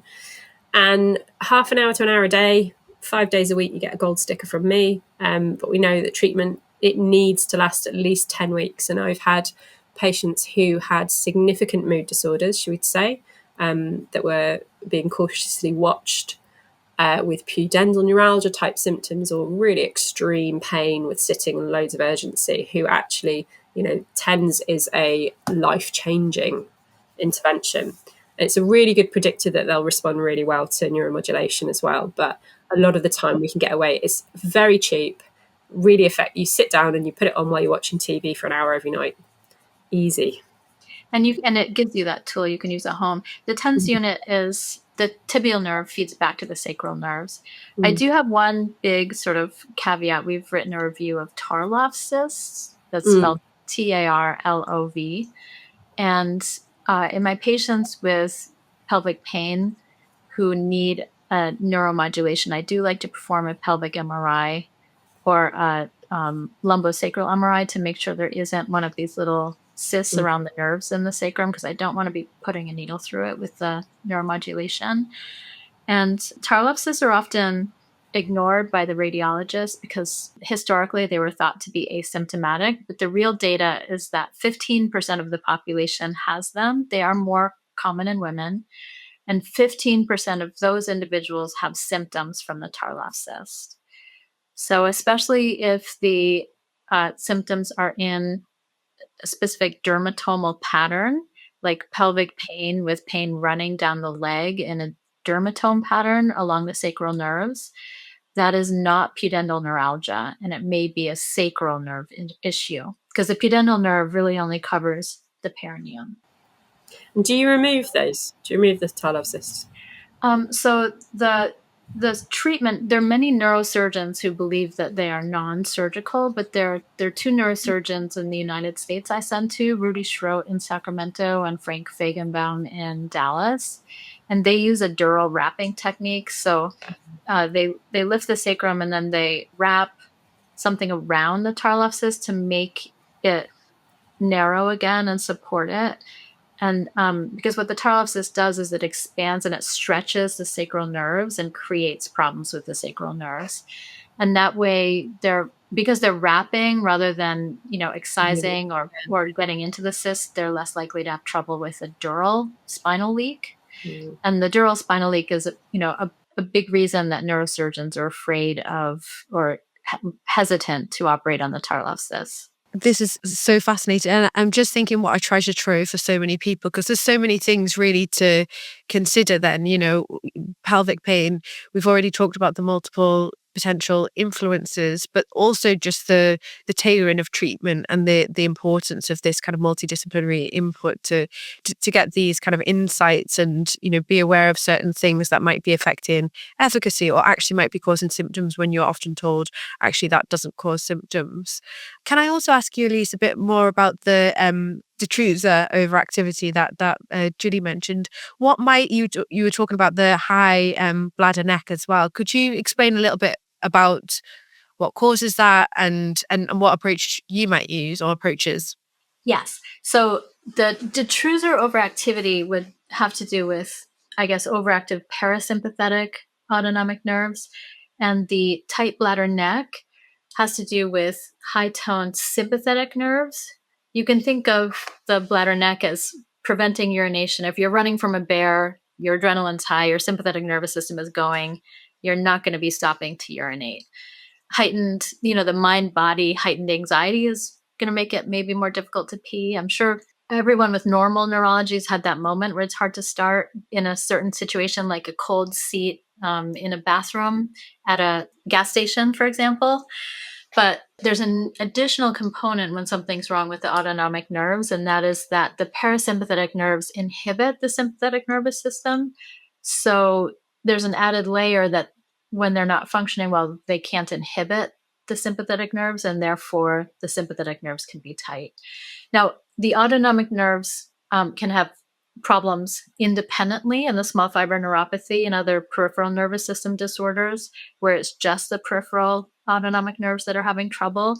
These are the thin, poorly myelinated nerves that carry the viscera and also pain signals, the A delta and C fibers.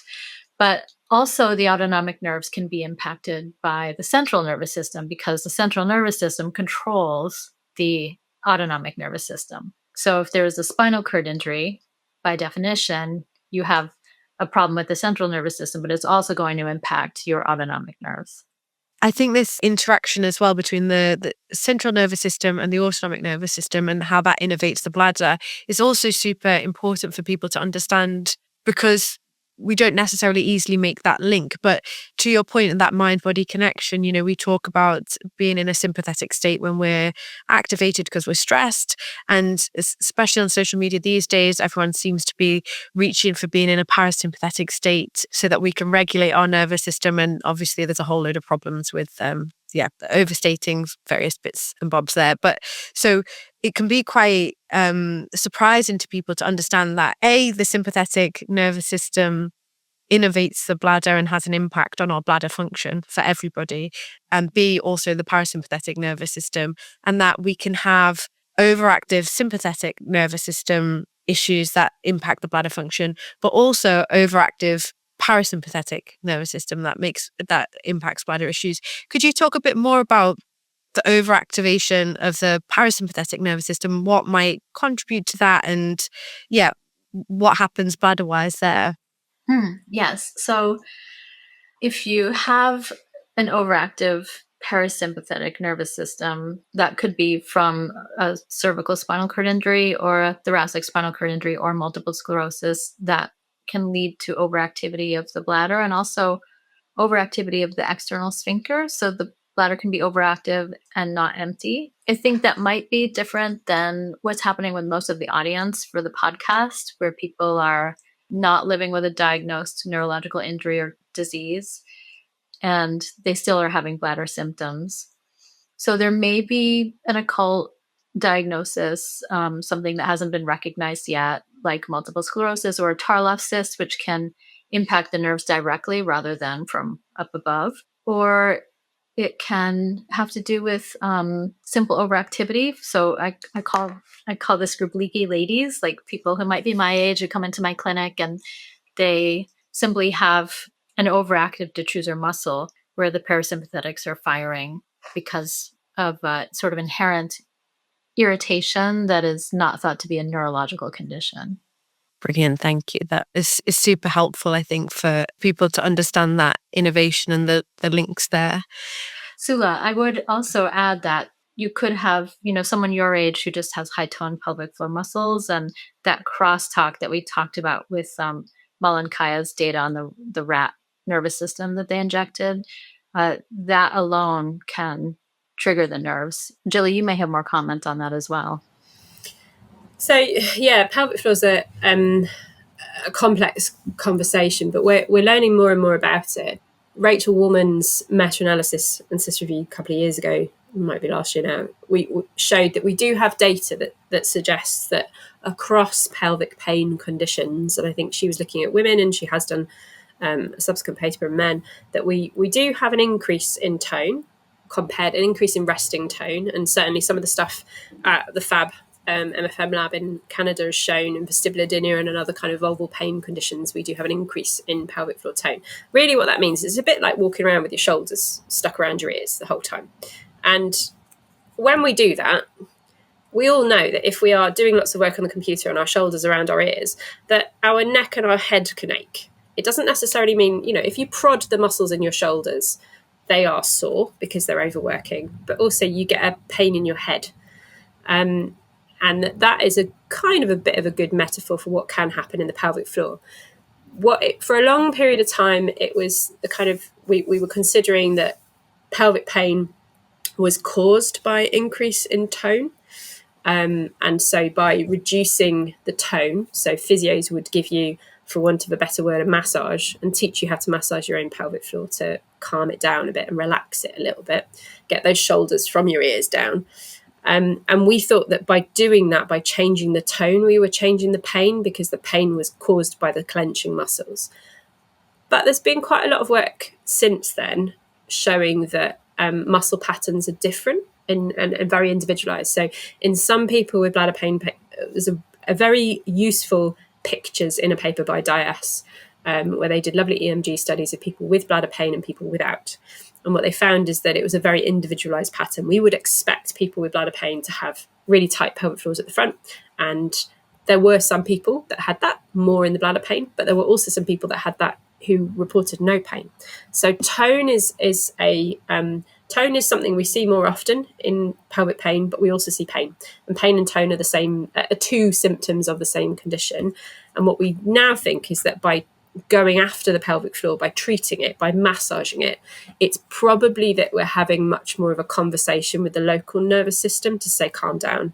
And that because it's muscle, it's a bit like your skin, a bit like Elise was saying, where we've got like much, much more awareness and much more definition, that by massaging the muscle, we're getting into the system and getting the whole system locally to calm down in a really effective and useful way. So absolutely, we still try and calm the pelvic floors down of everyone that's in pain, but we won't necessarily say that's the cause of the pain anymore. It'll be part of the pain picture, and it certainly is that pelvic floors are sore and tender when people have pain. But we also know, so we brought out a paper last year, we did a big review of different exercises for pelvic pain and found that there was no negative to doing actual pelvic floor exercises where you do clenching as well as relaxing when you have pelvic pain. And actually there was some evidence in about 9 papers of the 11 that showed a real significant benefit to things like sexual function and pain if you do exercises as well as relaxing down. So we're in this space where it shouldn't be done for everyone, but we can train people, we can get people moving more, and we can relax them. But it's probably just because doing that, it's a bit like having a massage to your tight muscles in your shoulder. It makes everything feel better. It's really an art what you do, Jilly. Yeah. You really, there's like no one size fits all. So when someone has to choose their overactivity and, or we suspect or know from the urodynamic testing, are you teaching activation of the external sphincter to inhibit that detrusor overactivity? So the practical response to the evidence and the reality of clinic and the not being able to see urologists is I will teach everyone the knack in that first session, and I'll say, go home doing it. And if in that first week, if they have a response where they say, actually, yeah, I did it once or twice and it made a real difference to my urgency level, I'll say, right, we're going to head down urge suppression, because that means you're probably going to benefit from pelvic floor training for 3 months. And if in that week they go, I really tried, but nothing happened. If their pelvic floor is a bit naff, which is a technical term, so it's not very strong, I will strengthen it and then retrial that when they've got more than a grade 3 out of 5. But if they've got a reasonable pelvic floor and there's been no benefit in 1 week, I'll say, right, immediate change, we're going to do bladder drill for 3 weeks. and we're going to see where we get to. And I always have a 3-week cycle, and we tend to kind of work in 3 to 6 week cycles to see, are we achieving the benefit that we're expecting? And if we're not, back to the doctor. You have to tell everyone what the knack is. Oh, the knack is bracing. So pulling in your pelvic floor quickly. Eyebrows help if you pull them up at the same time. So back passage up and forward as if to stop from breaking wind. You can close the middle and the front as well if you want to, but it's not necessary. We just need that back area to come up and forward because it gets everything working. Do it and hold on when you're about to feel your urgency or when you are feeling your urgency. If everything calms down and changes in that moment, it's a really good sign that actually doing some pelvic floor exercises will really help. But we would only ever give that to someone after we've assessed them and checked that they're not in a higher tone situation. It doesn't mean we won't give it, but if someone's in a higher tone situation, I'd be more likely to say, you need to sit down and then breathe and calm and relax your pelvic floor to see if that changes your urgency. By a higher tone, you mean when you examine them, their pelvic floor muscles are very tight.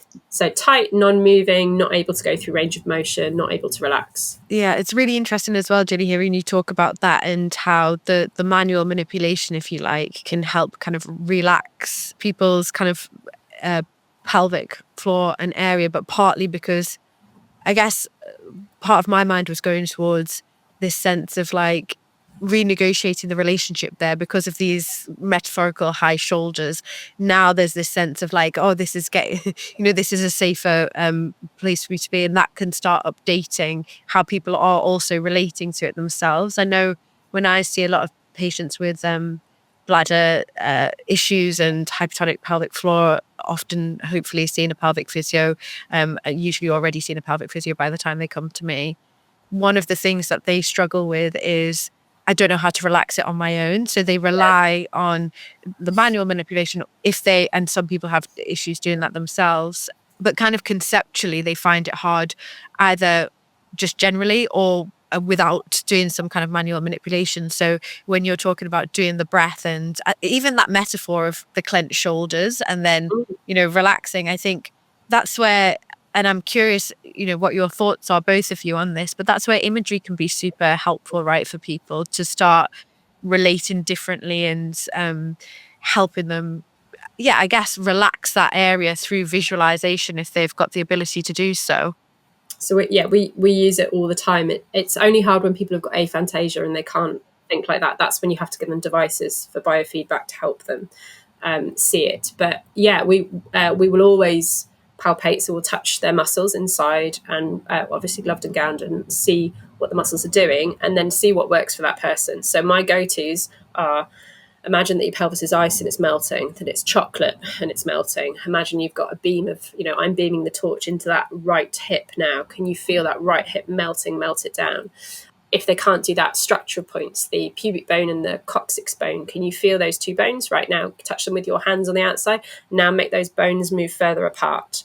Your two sitting bones, feel them on the outside. You can feel them, I can feel them on the inside. Now move those bones apart. Now do all 4 bones apart.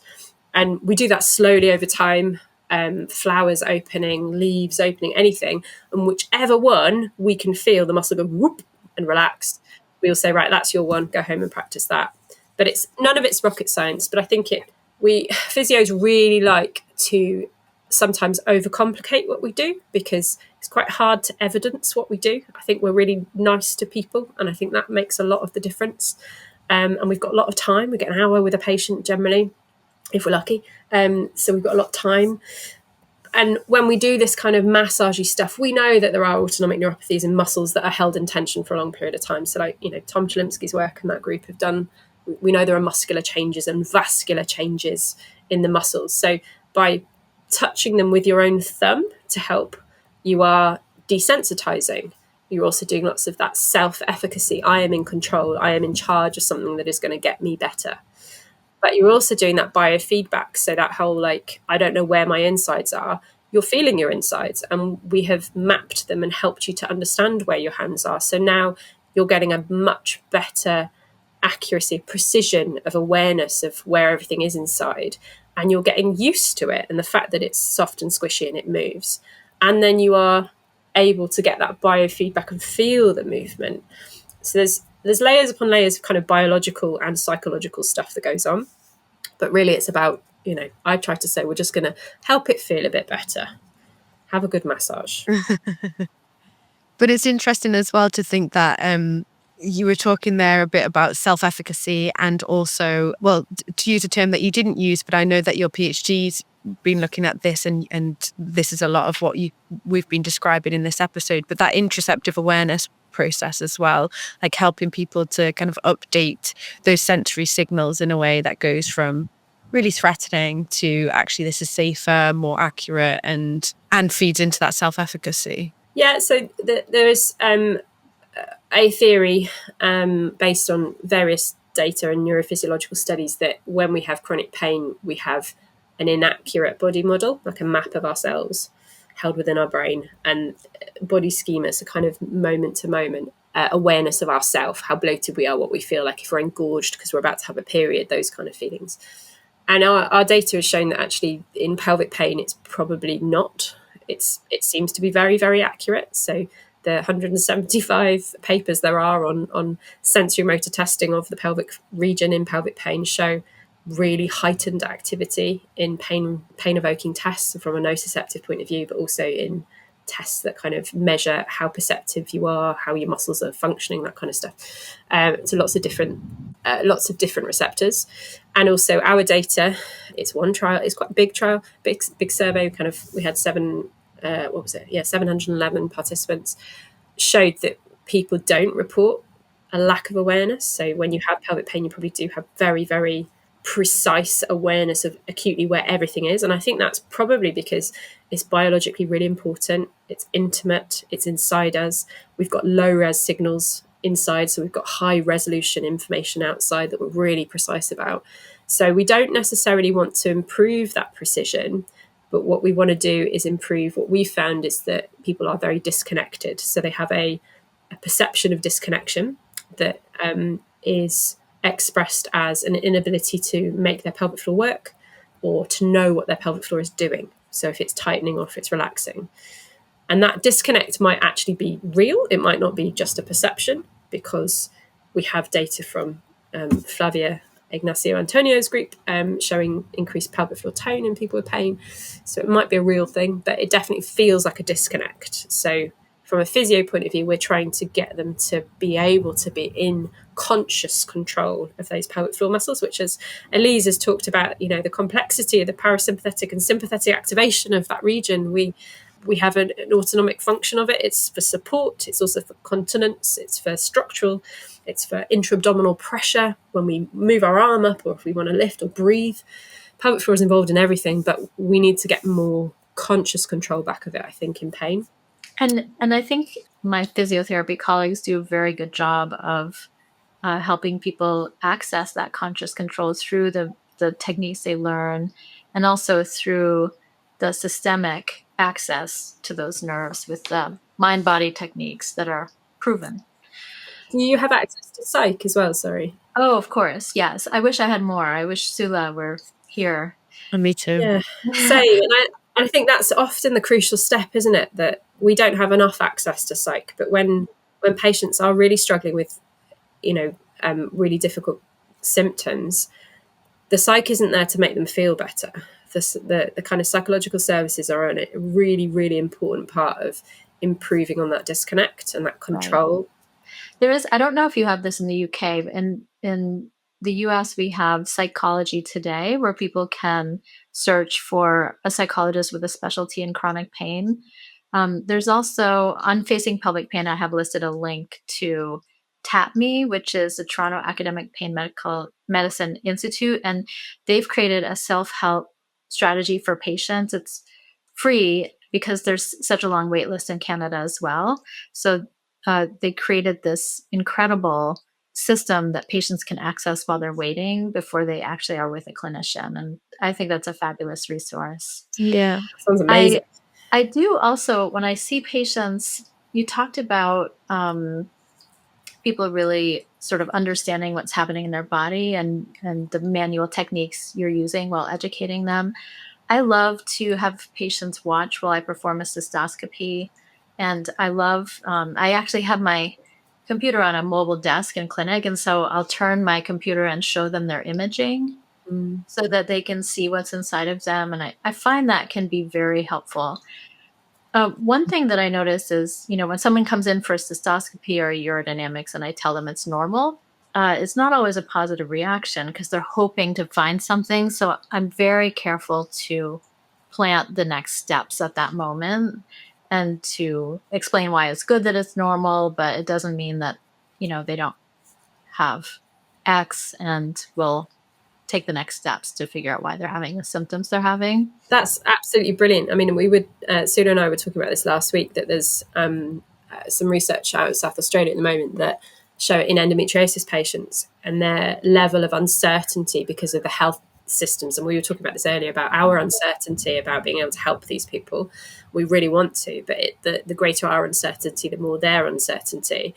But that one of the key findings was that people often it reaches a peak when they go for their laparoscopy, and if the lap comes back negative, that they haven't found endo, that they don't know what's going on and they feel like they're just going to be discharged. And that if we're able to say, okay, so we haven't found this, but that doesn't mean that your care stops, you're still in pain, that's a significant step that we can. Can you imagine the panic in that moment of like, okay, everything looks great, wash my hands of you? It's really something that should not happen to a patient. There should be multidisciplinary referral for, next steps to access what people need. That's best case scenario from my point of view. When everything's been done and it's come back negative, fantastic. That means that we're working with chronic pain and we know what we're doing with chronic pain. So, it's great news, if anything. Yes. Well, thank you so much for saying that, because, that is one of the elements that unfortunately just commonly happens. And I think because of lack of healthcare access and provision, I mean, I know this is everywhere at the moment, but particularly in the National Health Service, such long waiting times and everybody's under pressure. So there is this sense of, let's try and expel people from the healthcare system. So when a test comes back negative, it's, a relief perhaps for clinicians also of like, well, not on our waiting list anymore, off they go. And, it would be really great if that meant not on ours, but, we'll open up this different avenue. But unfortunately, quite often that doesn't happen. And that the effect is that people think, okay, so this is just entirely my problem on my own. And like Jilly was saying with that research on endometriosis, for everyone, the increased uncertainty is just so anxiety provoking, and speaking to that sense of threat, massively amplifies things and feels like, well, where do I go from here? Which often tends to coincide with more symptoms as well. Yes, they're on a desert island. Yeah. So we've actually spent the past 2 years creating a multidisciplinary storytelling interaction patients can have, where they spend an hour inputting all of their symptoms, and we guide through, if someone has pain, for example, we'll guide them through all of the pain questions, and if they don't have pain, they don't get those questions. And then we are processing that information with guidelines-based algorithms, and then on top of that, curating it a bit with AI. And so that's just about to launch. This sounds amazing. Incredible. So the idea is that people, because honestly, no physician can be expected to be an expert in pelvic pain. It's too broad, right? But if you can tell your whole story in your own voice and then have that information processed according to guidelines and scored, and then have AI have a crack at it, it's really the best first step to medical care. And then you have that sort of background through which to filter where all of the different providers fit in.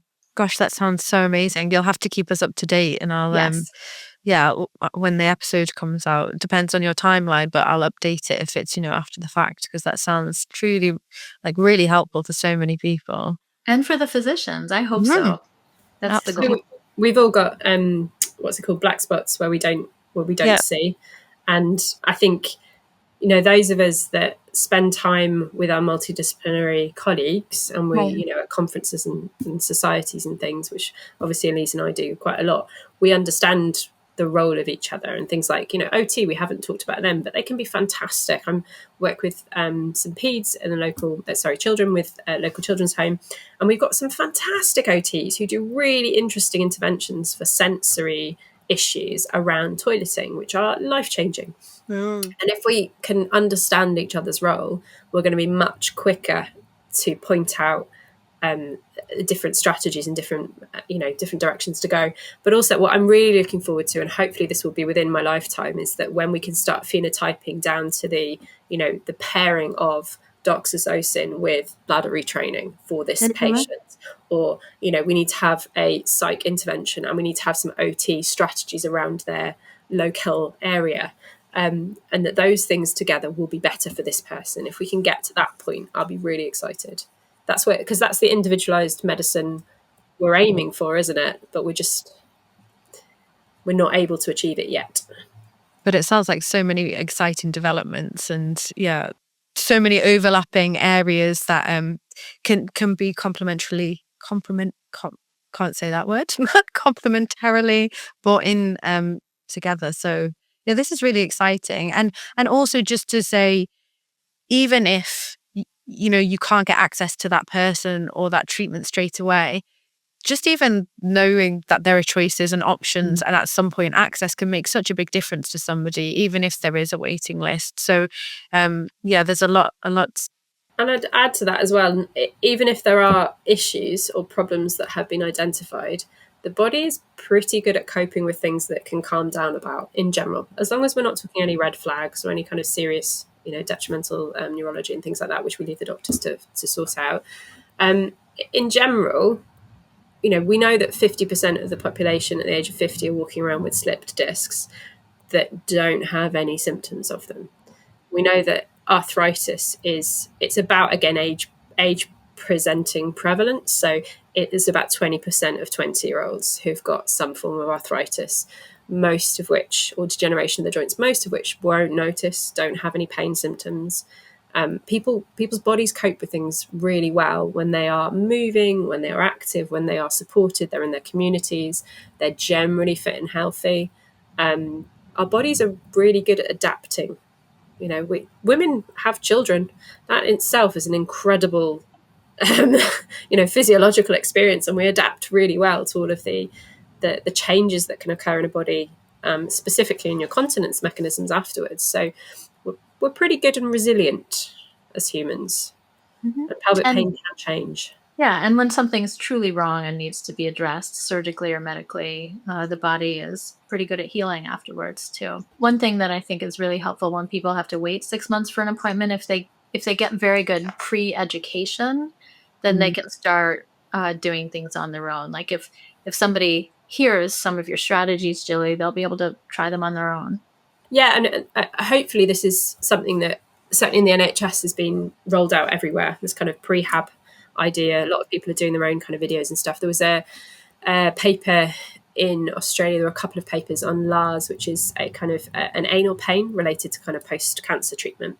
And what they found, again, that if they implemented this really simple pelvic health physio prehab before they had their lower anal resection surgery, that the rate of pain significantly dropped off and people improved quickly when they had access to information. So it's brilliant that you've got a YouTube channel, Elise, so we can point everyone to that to get, the truly evidence-based information. Absolutely. Thank you. I'll put up the UTI video soon. Oh yeah, great. That'd be so great. Thank you both so much. This episode has been very, very informative and so rich in terms of depth and breadth of just understanding, the complexities and the overlaps in pelvic experiences and bladder issues. And I really appreciate you both making the time. And I'm excited to put the various links and signposting together for this episode as well. Well, thanks for having us. It was nice to meet you, Elise, as well. Yes, I look forward to seeing both of you again. Yes, for sure. Thanks so much. Keep in touch. Take care. Learned something today? Your brain hasn't finished with it yet. Research shows revisiting new information is all it takes for your brain to start connecting the dots on its own. So subscribe, listen again, and let it do its thing. Thanks again to our partners at Convatec Continence Care. Don't forget to check out the resources and references linked in the show notes. This podcast was produced by Maya Sounds and Music.